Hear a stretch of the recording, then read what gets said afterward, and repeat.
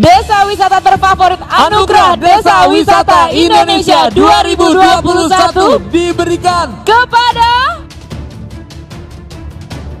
meraih penghargaan Desa Wisata Terfavorit Anugerah Desa Wisata Indonesia 2021. Desa Wisata Cikolelet, Kabupaten Serang, Banten. Itu dari periode 1 Desember sampai 5 Desember, 75.000 like ya? 75.000 likes. Berarti the power of netizen naik. Ya. Berarti yang menerima langsung Mbak Mang Ojat ya? Iya, langsung saya yang menerima. Itu gemetar gitu nggak? Nah itu bisa diceritakan nggak Mang Ojat? Kira-kira awalnya Desa Cikolelet itu bisa mendunia ya? Seperti Indonesia ya? Mengindonesia lah. Seperti apa Mang Ojat?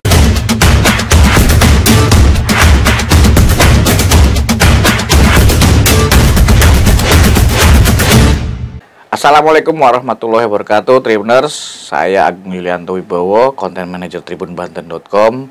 Sekarang kita mau membahas terkait penghargaan. Nah, kemarin Desa Cikolelet di Kecamatan Cinangka, Kabupaten Serang, Desa Cikolelet meraih penghargaan dari Kementerian Pariwisata dan Ekonomi Kreatif langsung. Nah, seperti apa ceritanya sehingga dapat penghargaan itu? Sekarang ada pelaku di balik penghargaan itu. Siapa dia? Ini adalah Kepala Desa Cikolelet, Pak Ojat Darojat. Biasa dipanggil Mang Ojat ya? Ya, biasanya. Ya. Assalamualaikum Mang Ojat. Waalaikumsalam warahmatullahi wabarakatuh. Mang. Alhamdulillah. Alhamdulillah Mang Ojat. Terima kasih sudah diundang ke Tribun News. Siap Mang Ojat. Mang Ojat, kita langsung aja nih. Kemarin dapat penghargaan ya, itu tanggal 7 Desember ya? Ya. Itu kan diberikan langsung, diserahkan langsung sama Menteri Pariwisata ya, Pak Sandiaga Uno.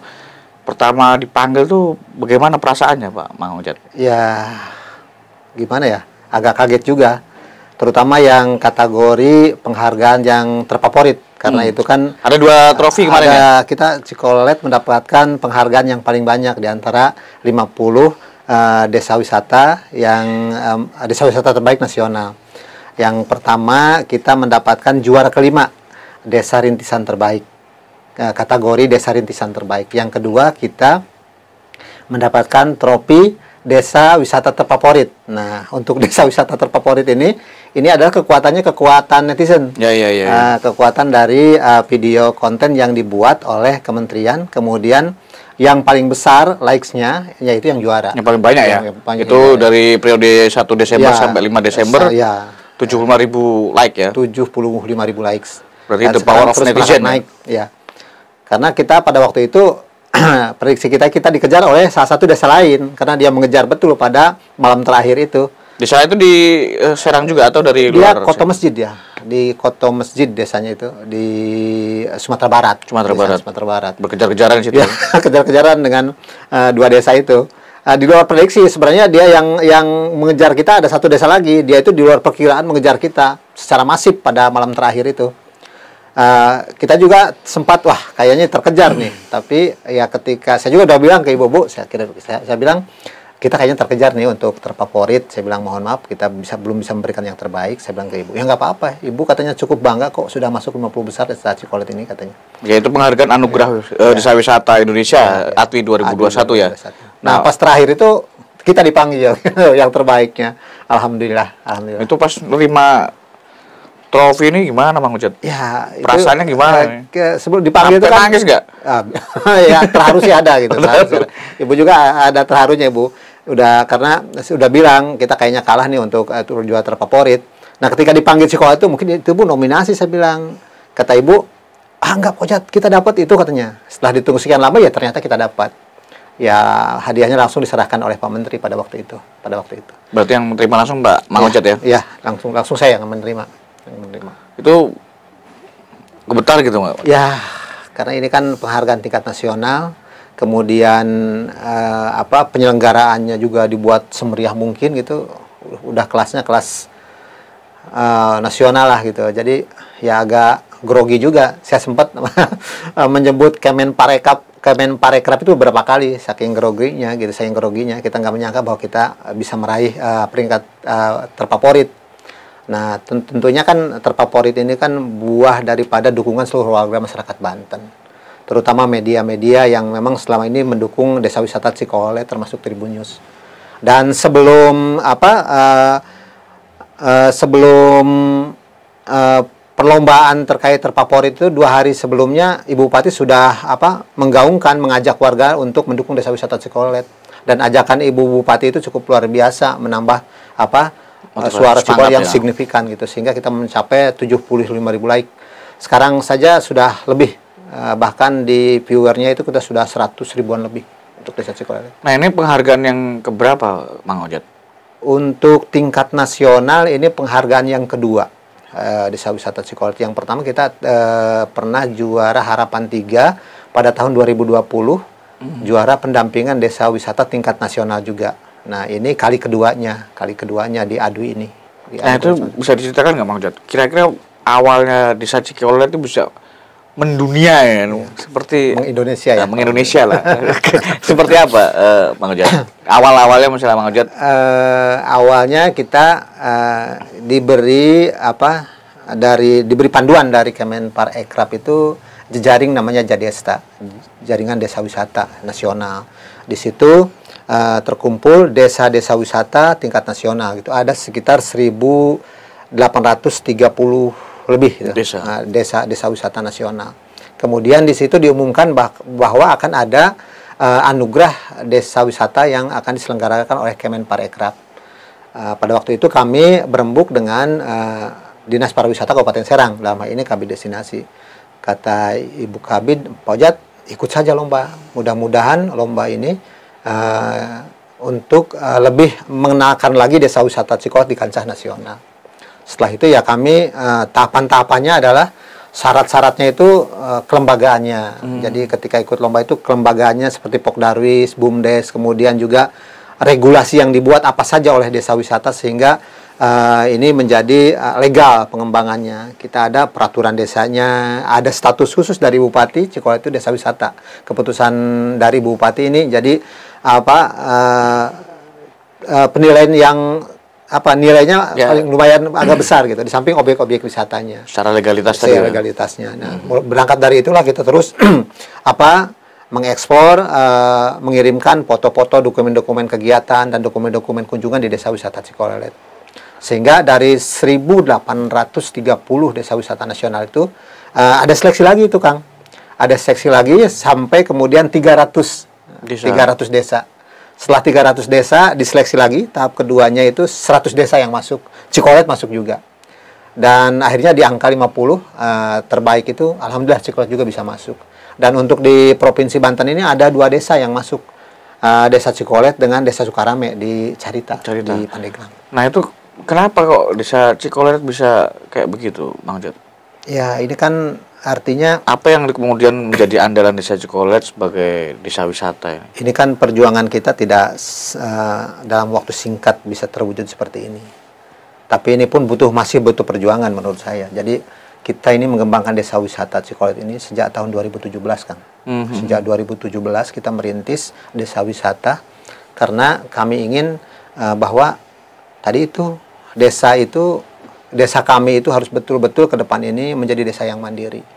Jadi inovasi apa yang bisa kami kembangkan. Akhirnya mengkerucut dalam satu titik bahwa inovasi Cikolelet itu adalah di bidang desa wisata. Karena Cikolelet masuk dalam kawasan zona wisata Anyar Cinangka. Kemudian juga Cikolelet mempunyai potensi yang bisa dikembangkan menjadi daya tarik wisata. Gitu. Ada beberapa kriteria, ada 4 potensi daya tarik wisata Cikolelet. Di antaranya adalah ekonomi kreatif, kemudian tradisi budaya, kesenian tradisional, dan daya tarik wisata alam. Itu 4 item itu menjadi satu kesatuan destinasi di Desa Wisata Cikolelet. Tradisi budaya itu apa? Tradisi budaya Cikolelet itu ada sekitar 5 tradisi budaya. Sebenarnya ada 7, cuman yang berkembang sekarang yang berjalan itu ada 5. Tradisi budaya Ngagurah Dano, kemudian tradisi budaya bertutur seni mamaca, kemudian ada tradisi budaya ngiring panganten, tradisi budaya nukuh yang dilaksanakan pada saat bulan Muharram, tradisi budaya Rebo Wekasan, Muharraman juga ada, kemudian ada tradisi budaya yang memang dilaksanakan pada saat-saat tertentu gitu, saat-saat tertentu seperti nukuh dan lain-lain. Ini ada sekitar 5 atau 6 tradisi budaya Cikolelet. Itu masih dilakukan sekarang? Masih. Tradisi budaya Ngagurah Danau ini yang awalnya jadi tradisi budaya lokal di 4 kecamatan, tapi spotnya itu lokasinya di Cikolelet. Sekarang sudah menjadi agenda tradisi budaya kabupaten. Kita melaksanakan 2 tahun itu setelah agenda ditingkatkan menjadi agenda kabupaten dalam event AKCF itu tahun 2018 dan 2019. Di tahun 2018 keikutsertaan Ngagurah Danau itu sekitar 6.000 orang yang dari wilayah terutama dari Serang Barat, dari Kecamatan Cinangka, Padarincang, Mancak, dan Ciomas. Satu hari itu? Satu hari itu. Jadi Ngagurah Danau ini mengambil ikan dalam satu bantaran kali Cidanau, dilakukan beramai-ramai. Biasanya dilakukan pada pasca panen raya, dilakukan pada saat puncak kemarau. Bulan Agustus biasanya. Ya. Sebenarnya ajang silaturahmi para petani di bantaran Cidanau. Nah, kalau yang kesenian tadi? Kalau kesenian kita ada 4 kesenian, Kang. Kita ada kesenian calung, ada kesenian rudat, ada kesenian rampak qasidah, dan ada kesenian kendang pencaksilat. Itu masih dipertunjukkan ya? Masih dipertunjukkan. Biasanya kalau tamu-tamu dari luar daerah, kalau komunitas biasanya dia minta untuk ada tampilan kesenian tradisional gitu. Kemudian dari ekonomi kreatifnya, kita ada warga yang bergerak di bidang budidaya jamur tiram. Ada kelompok peternak di bidang pengembang biakan kambing etawa, yang diambil itu susunya. Kemudian ada kelompok petani juga yang bergerak di bidang kopi. Karena kita mempunyai kopi lokal namanya kopi Robusta Buhun. Ada ibu-ibu kelompok usaha bersama juga yang bergerak di bidang emping, pembuatan emping. Kemudian ada penyulingan minyak serewangi. Hasil-hasilnya itu bisa dibuat untuk lilin aromaterapi, kemudian sabun, balsem, dan minyak murninya. Nah, yang terbaru ini alhamdulillah kita juga ada kerajinan dari kelompok warga, yaitu eceng gondok. Diolah jadi kayak gini ya? Kayak gini.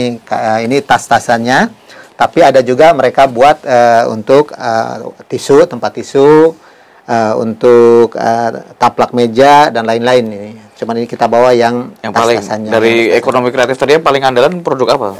Yang paling andalan sampai kemudian sekarang bisa dipesan di luar daerah sampai Kalimantan, Aceh, dan Maluku. Ini produk unggulan kita nih. Kopi. Cikolelet kopi Robusta Buhun ini yang banyak dipesan sekarang.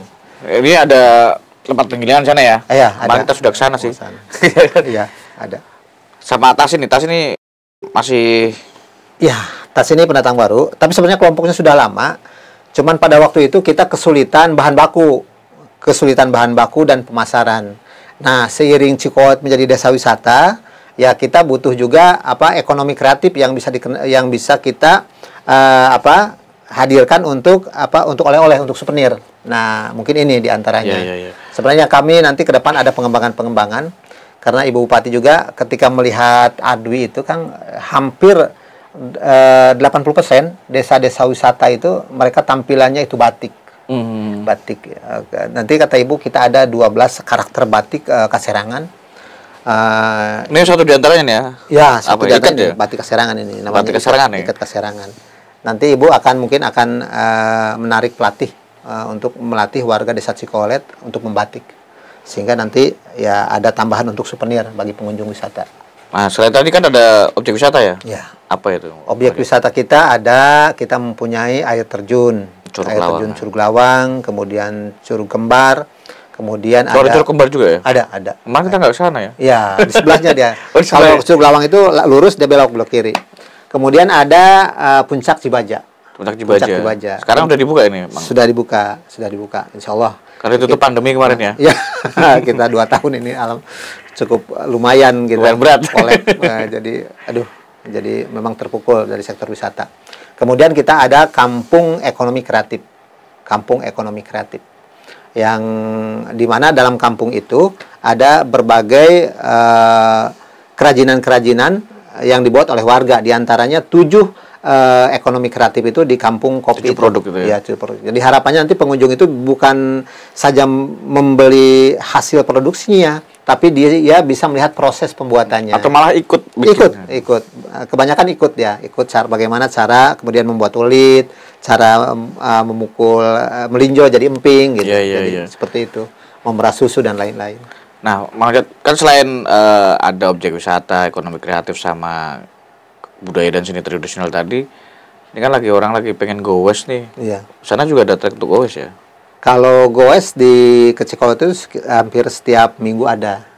Harus itu treknya gimana, Bang Jet? Treknya kalau goes yang ini kan sepeda-sepeda santai ya, sepeda-sepeda yang tidak terlalu ekstrim, bukan seperti downhill ya. Ada treknya kita menuju ke arah Cibaja misalkan, mereka bisa naik. Kemudian ada ke tempat-tempat yang kita siapkan di Kampung Cisire juga dia bisa naik ke sana. Oh, sering tiap minggu tuh ada tetap ya? Ada. Di kalangan ekspatriat juga banyak. Oh, kalangan ekspatriat. Sepeda Brompton itu juga sering. Iya. Sepeda gunung. Jauh itu. Tapi treknya nggak ekstrim ya? Nggak terlalu ekstrim. Moderat lah ya, agak ada yang ekstrim tapi nggak. Iya. Sama termasuk untuk off-road ya? Off-road ada. Kalau off-road kita siapkan tempatnya. Itu juga off-road juga kita akan nanti ada agenda tahunan. Kita di tahun mudah-mudahan ini pandemi ini segera berakhir, mudah-mudahan di tahun 2022 kita bisa kembali menyelenggarakan Festival Desa Wisata Cikolelet. Biasanya sih kita laksanakan 1 bulan penuh itu sebelum pandemi itu. Di antara kegiatannya adalah itu off-road itu. Off-road itu ya? Itu kita mengundang off-road. Nah, kalau misalnya awal tahun terus kemudian mau musim liburan nih, kalau wisatawan mau ke Desa Cikolelet tuh kira-kira mereka harus nginap berapa lama sih? Kalau untuk menikmati semua yang ada di Desa Cikolelet ini. Kalau untuk menikmati semua daya tarik wisata Desa Cikolelet tidak cukup 1 hari, Kang. Ya makanya berapa lama kira-kira? Sekitar 2-3 hari. 2-3 hari baru puas. Tapi jangan khawatir karena kita di Desa Wisata Cikolelet sudah menyiapkan tempat menginap. Kita ada pondok wisata, ada juga homestay. Ada sekitar 10 atau 15 warga di Desa Cikolelet yang rumahnya itu dijadikan homestay. Tarifnya berapa itu? Tarifnya bervariasi. Kalau di pondok wisata itu 250 karena memang fasilitasnya lengkap. Ada TV, kemudian ada kipas angin, mungkin nanti juga ada AC. Kalau di rumah penduduk ya 200.000 per malam. Itu belum termasuk sarapan ya? Belum termasuk sarapan. Kalau untuk sarapan sih sangat murah. Dengan 30.000 saja sudah lengkap. Makanan ala kampung tentunya. Iya, betul. Ala kampung. Nasi liwet gitu ya? Nasi liwet, sambal-sambal dan lain-lain lah disiapkan. Kalau guide-nya sudah siap itu ya? Kita ada sekitar guide itu Desa Cikolelet itu ada 10 orang, Kang, yang kita siapkan untuk mengunjungi daya tarik wisata alam yang ada di Desa Cikolelet atau ke tempat-tempat ekonomi kreatif. Nah, Mang Jet, ini kan sudah berkembang ini kan Desa Cikolelet, terus kemudian sudah meraih penghargaan. Yang paling agak sulit itu kan kemudian mempertahankan atau ya kan gimana caranya Mang Jet untuk ini bisa bertahan ya terus-terusan gitu. Ya, terkait adwi ya, lomba adwi ini kita mendapatkan juara, bahkan juara terfavorit tuh, ya, paling berprestasi. Se-Indonesia kan ini paling favorit. Di sisi lain ya kita bersyukur, tapi di sisi lain ini menjadi tantangan kita juga. Sebab ketika kita sudah menjadi juara terfavorit, orang akan penasaran untuk datang ke Desa Wisata Cikolelet. Nah, tentunya kita harus mempersiapkan, artinya pengembangannya, inovasi harus terus berjalan. Karena kalau itu saja orang datang ya tidak ada perkembangan, orang akan bosan cukup 1 kali. Tapi kalau kita berinovasi, misalkan ada kegiatan-kegiatan lain, kemudian ada seperti festival itu kan, untuk penarik pengunjung itu tetap harus kita laksanakan. Kemudian juga ya penambahan wahana-wahana di objek wisata alam juga harus. Untuk ke depan kita insya Allah juga di Desa Cikolelet akan hadir tempat untuk camping kan, camping ground, tapi dia di dekat bantaran sungai gitu. Insya Allah nih dalam waktu. Oh, sekarang belum ada ini. Nanti mau ada bikin dalam penataan, Kang. Dalam penataan kita ingin mengadopsi seperti di daerah Priangan lah, ada salah satu objek wisata alam yang cukup bagus dan cocok sekali kalau diterapkan di Desa Wisata Cikolelet. Kemarin Ibu Bupati juga mendukung, wah bagus itu proyek kalau kita terapkan di Desa Wisata Cikolelet. Berarti kalau ke Anyer sekalian ke Desa Cikolelet ya mending. Iya, Jadi bisa. ya. Artinya kan tidak hanya pantai, kemudian bisa mendapatkan Iya. wisata yang lain kan. Insya Allah. Karena kita berbeda dengan pantai, mudah-mudahan ini ada alternatif bagi pengunjung wisatawan yang akan berkunjung ke Anyer. Jadi Anyer tidak hanya mempunyai pantai, Ya. tapi Anyer juga ada air terjun, ada bukit puncak ketinggian, ada objek-objek wisata alam yang seperti karakter pegunungan seperti di Bandung dan Bogor atau di puncak-puncak di Cikolet juga ada, di Cinangka juga ada, di Padarincang juga ada. Sebab kita sekarang rekan-rekan kita juga sekarang alhamdulillah Kang, sekitar 30 desa di Kabupaten Serang ini menjadi desa rintisan wisata. Harapannya ini nanti akan menjadi berkembang seiring kemudian dalam rangka pengembangan inovasi desa. Artinya begini, desa-desa memang sekarang harus dituntut untuk berinovasi. Kenapa? Karena dana desa itu bukan dana abadi, Bang. Kang. Suatu saat dana desa ini bisa ditiadakan. Kalau misalkan prioritas pemerintah pusat itu pembangunnya ke arah lain, bisa saja. Nah, ketika kita dana desa itu sudah tidak ada, sementara kita masih seperti dulu, maka kita akan kembali desa kita kondisinya seperti sebelum undang-undang desa. Makanya sekarang bagaimana kemudian desa-desa ini dituntut untuk bisa berinovasi. Harapannya dengan berinovasi mudah-mudahan ada peningkatan indeks desa mandiri. Tujuan akhirnya adalah bagaimana kemudian desa-desa khususnya di Kabupaten Serang ini dengan berinovasi akan menjadi desa mandiri. Dia bisa mengolah potensi yang ada untuk sebesar-besarnya untuk dimanfaatkan masyarakat juga. Jadi warga desa nggak harus ke kota ya, harus gitu ya. Nah, untungnya apa mau jadi desa wisata itu untungnya apa sih? Banyak sekali manfaatnya, Kang. Di antaranya adalah dengan adanya desa wisata, salah satunya adalah Cikolet dikenal oleh daerah-daerah lain, khususnya di Kabupaten Serang. Yang kedua adalah dengan kita berinovasi di desa wisata, ini bisa meningkatkan kreativitas, meningkatkan taraf perekonomian warga, kesejahteraan warga. Kalau sebelum desa wisata mereka kalau membuat misalkan membuat emping sangat kesulitan mereka memasarkan. Kalau sekarang kan seiring tamu datang berkunjung, mereka bisa belanja, bisa beli. Dan kemudian ketika UMKM, ekonomi kreatif sudah menjadi desa wisata, ada pendapatan lain. Jadi mereka bisa, si pengunjung bisa ikut bisa ikut atraksi. Kemudian ada karcis masuk ke setiap destinasi wisata. Dan ini kan untuk kepentingan seluruh masyarakat Cikolelet gitu. Kemudian juga di objek wisata alam ada pengelola wisata, ada guide, guide. Jadi lebih sedikit demi sedikit ada kegiatan-kegiatan warga. Jadi kalau dulu warga banyak yang menganggur, terutama kalangan muda, sekarang ada kegiatan-kegiatan di sektor wisata gitu. Ada dampaknya. Mang Ujat, berarti kalau wisatawan nih, kan bayar penginapan tadi 200.000 sampai 250.000. Makan kan antara 30 ribuan kan. Terus kalau misalnya mereka berada di sana, itu kira-kira mereka harus punya atau bawa uang berapa sih kira-kira? Misalnya 2 hari atau 3 hari tadi untuk menghabiskan potensi wisata yang ada di Cikolelet nih. Kira-kira mereka harus menyiapkan uang berapa nih? Gitu kan, gitu. Sebenarnya untuk berkunjung ke desa wisata Cikolet cukup murah kan. Murah ya? Cukup murah. Artinya dengan makan 30.000 aja udah lengkap lah, lauk pauknya sudah lengkap. Kemudian untuk penginapan 250.000, ada jasa guide dan lain-lain. Harga setiap daya tarik wisata itu karcisnya kan cuma 5.000 per orang. Oh, 5.000 ya? 5.000 per orang. Saya kira dengan membawa di bawah 1 juta saja sudah puas untuk berkunjung ke desa wisata Cikolet, termasuk juga membeli souvenir desa Cikolet sudah bisa. Berarti sangat 1 juta udah bisa bawa ini bawa souvenir, udah menikmati di sana 2 hari 3 hari ya. Di sana berapa warganya, Mang Ujat? Di mana? Warga desa Cikolet itu berapa? Warga desa Cikolet itu sekarang sudah mencapai 5.400 lebih. 5.400-an. Itu sekarang sudah bisa mandiri ya? Ya, ada. Sebagian petani ya? Atau? Sebagian Cikolet itu pekerjaannya, warga itu hampir 75% itu petani pekebun.